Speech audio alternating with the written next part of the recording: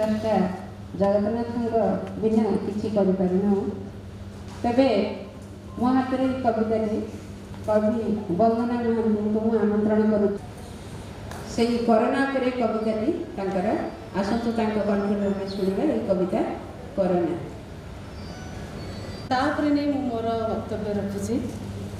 Corona corona तुम एक अवांछित बंधु देशर विदेश ग्रामर नगर घर परिवार और हाटर बजार सर्वत्र जेपरी अमृतर विषर उपस्थिति तुम्हें जाहिर गरीब और असहाय लोक जीवन जीविका हराई आज दाण्डर बेकार से निरीह संतान मुखरे दानटीए न देवाक तुम्हें आज चक्रव्यूह रचना कर समय को निज आवेश नहीं तुम्हें विजय ध्वजा उड़ाई आज समय को तुम्हें संपूर्ण रूपे कबलित कर रखिछ किंतु मन रख तुम क्रूर दृष्टिर आढ़ुआल तुम्हें स्नेह प्रेम और संवेदनार एक नूतन अंकुरोद्गम कराइछ जेमि मनीष समस्त आवेग हराई एक जंत्र मानव गणित होगा जाऊला सेठारे तुम्हें संवेदनार पुष्प फुटाइछ ताकू निजर और परिवार और संबंधर महत्व बुझाई बाध्य कर से फेरी तार प्रकृति कोल तार माँ और जन्ममाटी पाख माँ ताको आपणे नहीं बुक दे जे पुरुष अर्थर उपार्जन दम्भ नहीं नारीर आवेग और श्रम को अणदेखा करुला आज से निज आखिरे तार श्रम और त्याग को देखि निज सहयोगर हाथ स्वतः बढ़ाई दे हे अदिनिया बंधु तुम्हें तो चलीज तुम से अजाचित दान ए पृथ्वी में एक नूतन समाज अंकुरोद्गम है मनुष्य और प्रकृतिर मिलन पर तुम्हें एक आलोकवर्तिका हो रही स्वास्थ्य ही संपद को आम आखि आगे रखी पुणी थे मास्क पिंधा सामाजिक दूरता में रहा एवं हाथ बारंबार हाथ धोवा जाने नारी बोली सिना सही मु पारुची जीवन जंत्रणा जेते नारी बोली सिना सही मु पारुची जीवन जंत्रणा जेते माटी पिंढुला को जीवन्यास दिए गढ़ी गढ़ी यही हाथे गढ़ी गढ़ी यही हाथे संजुलता महांती पट्टनायक आपण मानक सम्मुखरे मु नारी कविता से केवल बुद्धिमानर परिचय देथे आ नीरवरे ता कार्यकारिता गुणरे कहूए मु तुम परी नुहे मु तुम परी नुहे मु समस्त ऊर्ध्वरे कहीं ना मु जड़े नारी मोर काम है सृष्टि विनाश नुहे मोर काम है सृष्टि विनाश नुहे जदि आवश्यक पड़े मु माँ दुर्गा भी साजी पारे सृष्टि और विनाश सब मो हाथ में केवल मु अपेक्षा करिथाए समय को चाहे मु सजाड़ा परिस्थिति को चाहे मु सजाड़ी देवाकू ए परिस्थिति को विश्वास करवा कौन मोर भूल सरलता कौन मो पाई अभिशाप सृष्टि को बुझीचे बोली तो मु एमती कुहुड़ी मिशा शीत काकड़ कुहुड़ी मिशा शीत कालर काकर मिशा कुहुड़ी काभरा प्रहसन को मु करे ना मु स्वच्छ सरल और पवित्रतार परिचय दे चले सुस्थ समाजटे गढ़ा को मु चाहे भूल को असह्य बोध करे ताको सजाड़ा चाहे केबे केबे झुंटी पड़ी उठा पड़े बंचा हुए बाधा विघ्न को पछ को फोपाड़ी दे कारण ए जीव संग्राम में अवतीर्ण होगा साधना आ धैर्य ए जीव संग्राम में अवतीर्ण होगा साधना और धैर्य एकमात्र कौशल मुझे बुझीची बुझीची बोली तो मु नारीटे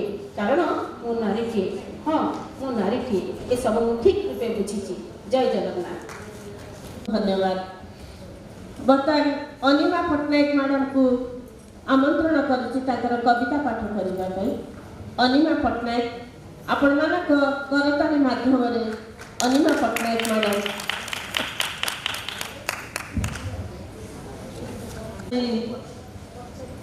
आशा को मोर समस्त को स्वागत और प्रणाम मो चाषी अतिथि मानक मोर यथा मान्यता मोर कवितार शीर्षक आसना ही अबेल कोरोना काल आम समस्ते जाने समस्त जमी सब पीड़ित हेले एवं सब तार भागफल भागशेष सब आम निर्णय करुचे कहीं किए कौन केत सब चलीगले एवं सब जना पड़ी केते किए गले किए सब रही आते दुख केते कौन होता तेणु ताकू नहीं से मो गोटे मोर लेखा आसना ही अबेल आसना ही जमा आसना ही एवं जमा आसना मुझे एवं बयसर प्रथम प्रहरे चढ़ुची प्रथम पाहाच କେତେ ଆଉ ବାକି ଅଛି ପଥ ଆଉ ସ୍ୱପ୍ନ ମୁଁ ଅନେକ, ପଥ ଆଉ ସ୍ୱପ୍ନ ମୁଁ ଅନେକ। ହଜି ମୁଁ ଯାଇଛି ଆଜି ଖୋଲା ମନେ କୁନିପାଦେ, ମୋ ଚପଳ ଛନ୍ଦ ଏଲାକାରେ ଖେଳି ବୁଲି ହଜିଯିବି ଏଇ ମୋର ପ୍ରଥମ ପ୍ରହରେ। ତେଣୁ ଆସ ନାହିଁ ଏଇ ଅବେଳରେ, ତେଣୁ ଏବେ ଆସ ନାହିଁ ଏଇ ଅବେଳରେ। ଆସ ନାହିଁ ଜମା ଏବେ ଶୈଶବ କୈଶୋର ମୁଁ ଡେଇଁ, ଆଜି ମୁଁ ଉପନୀତ ମୋର ମଧ୍ୟାହ୍ନରେ। ଶୈଶବ କୈଶୋର ଡେଇଁ ଆଜି ମୁଁ ଉପନୀତ ମୋର ମଧ୍ୟାହ୍ନରେ। ଆଜି ମୁଁ ହଜିଯାଏ ଯୌବନର ଉଦ୍ଦାମରେ, ସବୁକିଛି ଭାଙ୍ଗିଦେବି, ସବୁ ପୁଣି ଗଢ଼ିଦେବି ଅନାୟାସେ ପୁଣି ନିମିଷକେ। ନଭଶ୍ଚୁମ୍ବୀ ସଫଳତା ଆଜି ମୋ ହାତରେ, ନଭଶ୍ଚୁମ୍ବୀ ସଫଳତା ଆଜି ମୋ ହାତରେ। ଆସ ନାହିଁ ଏଇ ଅବେଳରେ। ଏବେ ମୋର ଜୀବନର ତୃତୀୟ ପ୍ରହର, ସବୁ କାମ ପଡ଼ିଛି ମୋ ଅଧୁରା, ସାଉଁଟି ନେବାକୁ ମୋତେ ଲାଗିବ ସମୟ। ସବୁ କାମ ମୋର ପଡ଼ିଛି ଅଧୁରା, ସାଉଁଟି ନେବାକୁ ମୋତେ ସମୟ ଲାଗିବ। ଅସଜଡ଼ା ସଂସାର ମୁଁ ପଡ଼ିଛି ବିଛାଡ଼ି, କାହିଁକି ଆସୁଛ ଏବେ? ମୁଁ ଆଉ ସ୍ୱପ୍ନ ମୋର ରହିଛି ଅଧୁରା। ମୋତେ ଟିକେ ଦିଅ ମହଲତ, ଗୋଧୂଳି ବେଳଟା ମୋର ଯାଉପାରି ହୋଇ। ଆସ ନାହିଁ ଏବେ ଜମା ଆସ ନାହିଁ। ଜୀବନର ସାୟନ ଯେ ଆଜି ଉପନୀତ, ଭାବୁଛି କେବେ ଆସିବ ତୁମେ, ମୋ ଦୁଆରେ ହୋଇ ଅତିଥିଟେ କରିନେବ ମୋତେ ଆଲିଙ୍ଗନ। ଅକସ୍ମାତ ପୁଣି ଅତର୍କିତ, କିଏ କ'ଣ କଳିପାରେ ତୁମ ଆସିବାର ବାଟ? କେଉଁ ବାର କେଉଁ ତିଥି ଅବା କେଉଁ ମାସ? ଏଥର ମୁଁ ନିଜକୁ କରିବି ପ୍ରସ୍ତୁତ, ସବୁ କର୍ମ ସବୁ ଧର୍ମ ଗଣ୍ଠିଲିରେ ଭରି। ଏବେ ମୁଁ କରିବି ପ୍ରସ୍ତୁତ, ସବୁ ଧର୍ମ କର୍ମକୁ ମୁଁ ଗଣ୍ଠିଲିରେ ଭରି। ବେଳ ଥାଉ ବନ୍ଧ ଦେବି ମୋର ବାନ୍ଧି। ଏବେ ମୁଁ କ'ଣ ଅବା ଦେଇପାରିବି? ଭଗ୍ନ ଆତ୍ମବିଶ୍ୱାସର ସମ୍ପର୍କ, ନା ମିଥ୍ୟା ରସ କି ଆବେଗ? ନୀରବରେ ଲୁଚି ଯାଇଥିବା ଆଉ କିଛି ମୃତ ଅଭିଳାଷ। କିନ୍ତୁ ମୋର ଅନୁରୋଧ, ଆସ ନାହିଁ କାହା ଜୀବନରେ ଅଚାନକ ଆଉ ଅବେଳରେ, କର ନାହିଁ କାହା ପଥରୋଧ। ତେଣୁ ଆସ ଏବେ ହସି ଭରିଦିଅ ଏଇ ମୋର ଜୀବନ ସାୟନ। ସତ୍କର୍ମ କରି ଜୀବନେ ଛାଡ଼ିଯିବି ମୋର ପଦଚିହ୍ନ। ହୋଇଯିବି ଲୁହୁପାଦେ ଦିନ, ଭରିଯାଉ ସୁଖ ଶାନ୍ତି ଏଇ ମୋ ଜୀବନ। ଆସ ନାହିଁ ଅବେଳରେ। ଧନ୍ୟବାଦ। ଏବେ ଆମନ୍ତ୍ରଣ କରୁଛି ବିଷ୍ଣୁପ୍ରିୟା ଜେନା। ସେ ତାଙ୍କର କବିତାର ଶୀର୍ଷକ ଭ୍ରୂଣ ହତ୍ୟା। ଆମ ଏଇ ସମାଜରେ ଯେଉଁ ଭ୍ରୂଣ ହତ୍ୟା ହେଉଛି ତାର ଉପରେ ତାଙ୍କର କବିତାଟି। ଆସନ୍ତୁ ତେବେ ତାଙ୍କ କବିତାରୁ ଶୁଣିବେ। ସମସ୍ତଙ୍କୁ ମୋର ସାଦର ପ୍ରଣାମ। ଆଜିକାଲି ସମାଜରେ ପ୍ରକୃତରେ ନାରୀ ଯେତେ ଉପରେ ଉଠିଲେ ମଧ୍ୟ ନାରୀକି କେହି ସମ୍ମାନ ଦେଉନାହାନ୍ତି। ସମସ୍ତେ ଖାଲି ମୁହଁରେ କହୁଛନ୍ତି ଯେ ନାରୀ ଏତେ ଉପରକୁ ଉଠିଛି, ଏ କରୁଛି ସେ କରୁଛି, କିନ୍ତୁ ନାରୀକି ପ୍ରକୃତରେ କେଉଁଠି ତାକୁ ଠିକ୍ରେ ସମ୍ମାନ ମିଳୁନାହିଁ। ନାରୀକି କେହି ବି ପଚାରୁନାହାନ୍ତି ଯେ ଘରେ ଗୋଟେ ପରିବାରରେ ଗୋଟେ ନାରୀ କେତେ ତ୍ୟାଗ କରି ପରିବାରଟାକୁ ଚଳାଉଛି, ହେଲେ ତାକୁ କେହି ତା'ର ମୂଲ୍ୟ ବି ବୁଝୁନାହାନ୍ତି। ତା'ର ଭଲ ମନ୍ଦ କେହି ବି କେବେ ପଚାରନ୍ତିନି ଯେ ନାରୀଟି ଗୋଟେ କେମିତି ଅଛି, ତୋର ଦେହ କେମିତି ଅଛି, କ'ଣ ପିନ୍ଧୁଛି, କ'ଣ ଖାଉଛି, କେହି ବି ତା'ର ମୂଲ୍ୟ ବୁଝନ୍ତି ନାହିଁ। ମୋର କବିତାର ଶୀର୍ଷକ ଭ୍ରୂଣ ହତ୍ୟା। ପ୍ରତି ମନ୍ଦିରରେ ମୁହିଁ ପୂଜିତା, ମୋ ବିନା ସଂସାର କ୍ଷଣ ଚଲେନା। ମୋ ବିନା ନୂତନ ସୃଷ୍ଟିର ଅସମ୍ଭବ, ମା ରୂପେ ମୁଁ ଲୋଡ଼ା ସର୍ବିତ। ମୋ ବିନା ସୃଷ୍ଟି ଶ୍ରୀହୀନ, ମୁଁ ନାରୀ, ମୁଁ ଦୁର୍ଗା, କାଳୀ, ଭଗବତୀ, ମଙ୍ଗଳା, ତାରିଣୀ। ମୋର ନାନା ରୂପ, ମୋର ନାନା କାହାଣୀ। ସମୟ ପଡ଼ିଲେ ମୁଁ ଅଲୋଡ଼ା ଖାଇ। ସରକାରଙ୍କର କଡ଼ା ଆଇନ ଭ୍ରୂଣ ହତ୍ୟା ଦଣ୍ଡନୀୟ ବୋଲି, ତଥାପି ହୋଇଛି କିପରି ମୋ ପ୍ରତି ଏତେ ଅତ୍ୟାଚାର ପୁଣି? ଡାକ୍ତରମାନଙ୍କୁ ଲାଞ୍ଚ ଦେଇ ଲୋକେ କରନ୍ତି ଭ୍ରୂଣ ଚିହ୍ନଟ। କନ୍ୟା ଭ୍ରୂଣ ଜାଣି କରିଥାନ୍ତି ପେଟରେ ହତ୍ୟା ମୋହର। କିମ୍ବା ଜନ୍ମ ଦେଇ ଫିଙ୍ଗି ଦେଇଥାନ୍ତି ଡଷ୍ଟବିନ୍ ବା କେଉଁ ନାଳି ଭିତରେ। ମୋ କନ୍ୟା ହେବା କ'ଣ ଥିଲା ମୋର ଭୁଲ? ମୋତେ ବଳି ଦେଇଥାନ୍ତି ଅତି ନୃଶଂସ ଭାବେ। ସରକାରୀ ଆଇନ ସବୁ ଲେଖା କଲମ କାଗଜ ପୋଥିରେ अन्य अन्य सब चलिथि जी जहाँ बाटरू। थैंक यू, धन्यवाद। वर्तमान मोर पाखे बसुवा संयोजिका भूमि जयश्री पट्टनायक को आमंत्रण करते से कविता पाठ करूँ। कवितार शीर्षक शंख क्षेत्र पालक आहे जगन्नाथ। जी जगत को चलाऊँ से जगतर नाथों विषय में कविता। प्रणाम। मो कवितार शीर्षक शंख क्षेत्र पालक आहे जगन्नाथ। तुम्हें अनंत कोटि ब्रह्मांडर नाथ, अनंत अक्षय अभय अविनश्वर, क्षर अक्षर साकार निराकार, निर्गुण सगुण सर्व विद्यमान सर्वशक्तिमान, तुम्हें दारु ब्रह्म शंख क्षेत्र पालक आहे जगन्नाथ। घेनाकर मोर प्रणिपात। तुम्हें अनंत कोटि ब्रह्मांडर नाथ, अनंत अक्षय अभय अविनश्वर, क्षर अक्षर साकार निराकार, निर्गुण सगुण सर्व विद्यमान सर्वशक्तिमान, तुम्हें दारु ब्रह्म शंख क्षेत्र पालक आहे जगन्नाथ। घेनाकर मोर प्रणिपात। तुम्हें वैकुंठ नीलाद्रि नीलाचल नाथ, तुम्हें माधुर्य लीला स्वयं जगन्नाथ। द्वापर अवतार पुरुष कलिजुगर दारु ब्रह्म, तुम्हें रत्न बेदी नारायण, स्नान बेदी गजानन आहे जगन्नाथ। घेनाकर मोर प्रणिपात। तुम्हें नव कणवर रुद्र, शयन जात्रा दुर्गा, नंदी घोष सूर्य, माधुर्य लीला गोपी वल्लभ, औदार्य लीला भगत बांधव, ऐश्वर्य लीला राधाधिराज आहे जगन्नाथ। घेनाकर मोर प्रणिपात। तुम पूर्व नील पारावार, ऊपर नील अंबर, बाली राशि श्री मंदिर, ऊपरे पतित पावन उड़े फर फर, तुम्हें सर्व धर्मर आधार, तुम्हें पतित जनक उद्धार, तुम्हें सारथी जीवन रथर आहे जगन्नाथ। घेनाकर मोर प्रणिपात। तुम्हें शांति मुक्ति दाता विश्व ब्रह्मांडर, तुम्हें उपास्य उपासकर, रज सत्व तम गुणर नियामक, ए सृष्टिर मंगलदायक, तुम्हें आद्य देवता सर्व ओडिशार, तुम्हें अपाणी अपार अचक्षु अकर्ण आहे जगन्नाथ। घेनाकर मोर प्रणिपात। भक्तर भाव बुझ बोली तुम्हें भावग्राही, तुमरी करुणा कैबल्य पाई मन सदा झुरु थाई, नुहे मु दासिया नुहे जयदेव, तुम बड़ देउल ठिकणा मो घर, नुहे मु दासिया नुहे जयदेव, तुम बड़ देउल ठिकणा मो घर, तुम्हें एका मोर भावर ठाकुर, तुम लगी ए संसार हुए आतजात आहे जगन्नाथ। घेनाकर मोर प्रणिपात आहे जगन्नाथ। घेनाकर मोर प्रणिपात। घेनाकर मोर प्रणिपात। सह संयोजिका मनिका महापात्र से जगन्नाथ ऊपर एक भक्ति कविता आवृत्ति करने को जाऊँगी। आपण मान करताली माध्यम। जय जगन्नाथ। समस्त को मोर सारस्वत प्रणाम। मोर एक भजनटे निज लेखार पढ़ी आप शुणु।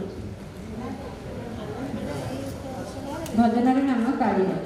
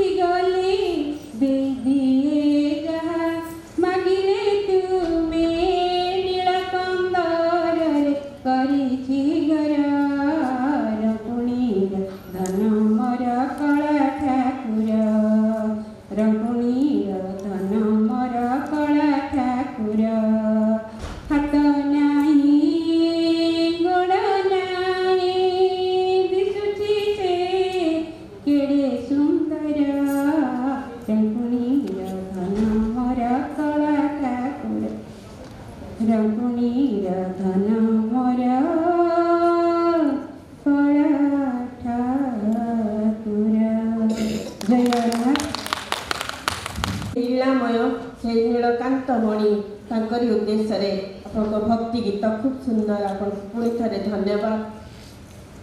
ଆମ ଗହଣରେ ଅଛନ୍ତି ମନୋରମା ମିଶ୍ର ମ୍ୟାଡ଼ାମ୍।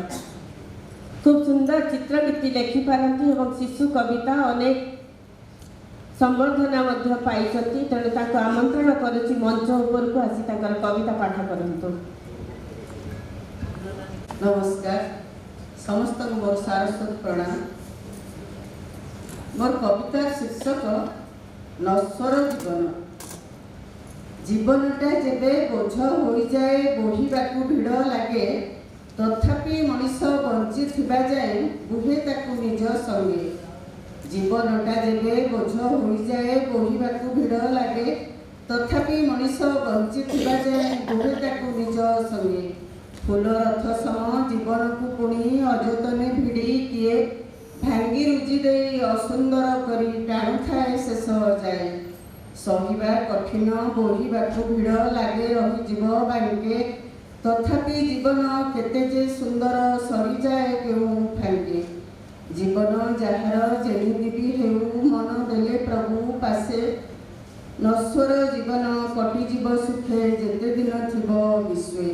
जीवन जहार जेमिति भी हेउ मन देले प्रभु पासे नश्वर जीवन कटि जीव सुखे जेते दिन थिब विश्वे।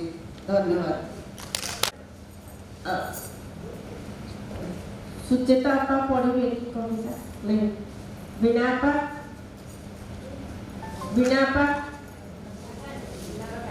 ना आरोग्य नहीं आज आसर शेष कवि लक्ष्मीधर दास ताको आमंत्रण करछि ताकर कविता पाठ करबा पाई।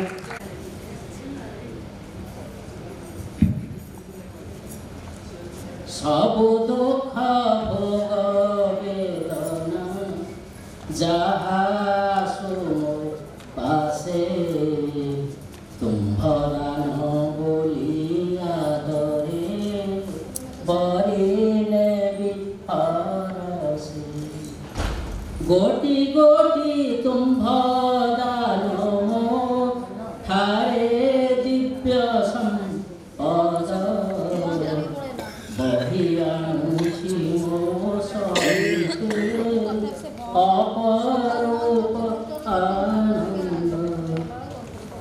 राधांकर भक्ति कृष्ण कवितार शीर्षक असार्थक ओडिशा किपरि बा किंचित सार्थक। असार्थक ओडिशा किपरि बा किंचित सार्थक। अक्रंदित सहस्र सहस्र पिशाचत्व सबुर क्रूरता। अक्रंदित सहस्र सहस्र पिशाचत्व सबुर क्रूरता जुगायत जगन्नाथ संस्कृति नामरे लक्षांत दुर्माया प्रकाश्य व अप्रकाश्य। जुगायत भारतीय स्वाधीनता नामरे तथा स्वतंत्र ओडिशा नामरे तथा बहुभिन्न प्रगति नामरे बहुभिन्न आसुरिक जीवनवादर प्रतिष्ठा किंबा स्थिति किंबा पतन। कौनसी यथार्थ पाठ्यालोक न थाई बहुभिन्न जीविकावादर पैशाचिक दंभ। क्रमे क्रमे महत्वपूर्ण पवित्रतार मो ओडिशा विशेषत्व शून्यतायत। क्रमे क्रमे महत्वपूर्ण पवित्रतार मो ओडिशा विशेषत्व शून्यतायत। क्रमे क्रमे सांप्रतिक बहुभिन्न उच्छृंखलता सबुर विभिन्न अशुभत्वर सांप्रतिक नष्टभ्रष्ट दुर्नीतिग्रस्त ओडिशा। तथापि मो न्यायदीप्त दिगमय सुजनेन्द्र। तथापि मो न्यायदीप्त दिगमय सुजनेन्द्र। अनेकानेक महत्वपूर्ण महाक्रंदित जनवाद अनेकानेक महत्वपूर्ण महाक्रंदित जनवाद मो महत्वपूर्ण भारतीयतार ओडिशा रे ध्वनित और प्रतिध्वनित क्रमिक एक सीमित प्रकृतिमय भूगोलत्व और सीमित शांतिर शुभ समाज ओडिशा एक पारस्परिक यथार्थ सृजनत्वमय दीप्ति प्रतिभा समीक्षा एवं क्रमे क्रमे गिरिमय स्थितिक्रमिक अनद्भुतम शुभ स्वप्नर अद्भुतम शुभ ओडिशा। क्रमे क्रमे गिरिमय स्थितिक्रमिक अनद्भुतम शुभ स्वप्नर अद्भुतम शुभ ओडिशा। कवितार शीर्षक असार्थक ओडिशा किपरि बा किंचित सार्थक। धन्यवाद कवि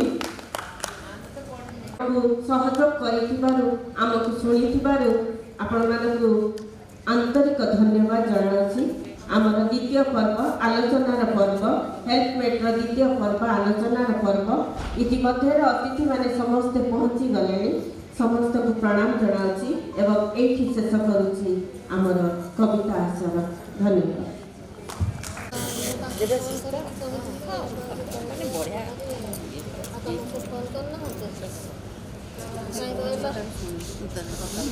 रेडी होने आज लेट हो सरला तो